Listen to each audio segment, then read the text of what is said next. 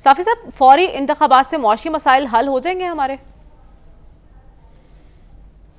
میرے خیال میں نہیں ہو سکتے، اور نہ خان صاحب فوری انتخابات چاہتے ہیں۔ اس کے لیے تو بہت آسان تجویز کل مریم نواز صاحبہ نے بھی دیے کہ آپ کے پی اور پنجاب اسمبلی توڑ دیں تو انتخابات خود بخود ہو جائیں گے۔ قومی اسمبلی سے آلریڈی پی ٹی آئی نکل چکی ہے، اور اس کا بہت آسان طریقہ عمران خان صاحب کے پاس ہے اگر وہ خود واقعی الیکشن چاہتے ہیں۔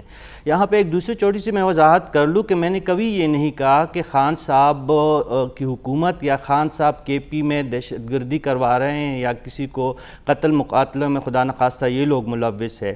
ذمہ داری ان کی ہے، 10 سال سے ان کی حکومت ہے، اور آج کا بیان ہے جو کے پی کی صوبائی حکومت کا بیان ہے، ان کا یہ کہنا ہے کہ ٹی ٹی پی سے مذاکرات کا سلسلہ ختم نہیں ہوا ہے۔ یہ کون کہہ رہا ہے؟ یہ خان صاحب کا ترجمان ہے، ان کی حکومت کا ترجمان ہے، محمد علی سیف صاحب کہہ رہے ہیں۔ ہمیں نہیں پتا کہ ان کے ساتھ مذاکرات کس نے شروع کیے، کس نے طالبان کو یہاں پہ واپس بلایا ہے، یہ خان صاحب ہمیں بتائے، محمود خان صاحب بتائے۔ کابل میں جو محمود خان صاحب کا آبائی علاقہ ہے، آج جو ہے سینکڑوں ہزاروں لوگ سڑکوں پہ بیٹھے ہیں، تو ہمیں نہیں بتاتے۔ محمود خان صاحب جا کے اپنے لوگوں کو بتائیں کہ یہ جو طالبان کو واپس لانے والے کون تھے، اور خان صاحب بھی ہمیں بتائے تو ہم پہ احسان ہوگا۔ اور ہم نے 10 سال خان صاحب کی پارٹی کو خیبر پختونخوا کے لوگوں نے سر آنکھوں پہ بٹھایا ہے۔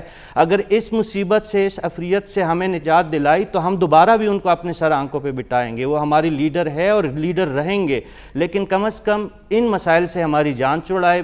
دہشت گردی ہے، مہنگائی ہے، بطخوری ہے، لاقانونیت ہے، سیلاب زدگان کی مدد ہے، اس میں وہ آئے، بے شک کل وہ انتخابات کروائے، آگے بڑھے، ہمیں یقین دلائے اور گراؤنڈ پہ ہمیں چیزیں بتائے، ہم دوبارہ پی ٹی آئی کو ووٹ دے دیں گے۔ ہمیں کوئی اس میں کوئی مذائقہ نہیں ہے۔ لیکن آپ کو لگتا ہے صافی صاحب کہ خان صاحب کے پاس کوئی متبادل پلان ہے؟ اگر فوری اقتدار انہیں مل بھی جاتا ہے تو ان کے پاس اس معیشت کو استحکام دینے کے لیے کوئی پلان موجود ہوگا؟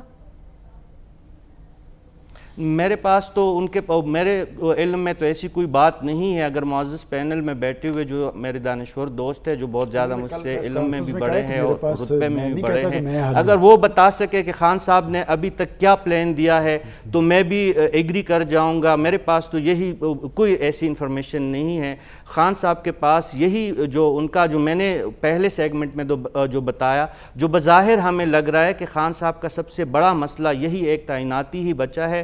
باقی انہوں نے امریکہ کو بھی معاف کر دیا، کیونکہ امریکہ کے مہمانوں کی بنگالہ میں مسلسل ان کی جو ہے مہمان نوازی ہونے لگی ہے۔ امریکہ کا بھی وہ نام نہیں لے رہے، نیوٹرل کا بھی نہیں نام لے رہے، جو ان کے ساتھ جن لوگوں نے زیادتی کی اسٹیبلشمنٹ کی طرف بھی ان کے اشارے نہیں جاتے۔ وہ بیچارے جو شہباز شریف صاحب جن کو ابھی ہم ذکر کر رہے تھے کہ اپنے کان میں ہیڈ فون لگانے پہ بھی ان پہ تنقید ہو رہی، دوسری طرف خان صاحب اگر آٹے کو لیٹر میں بیچے یا پیٹرول کو کلو میں ماپے تو ان کو کلی معافی ہے، کلی ان پہ کوئی تنقید نہیں ہے، کیونکہ خان صاحب ہینڈسم ہے اور شہباز شریف صاحب ہماری طرح ہی بزرگ ہو گئے ہیں۔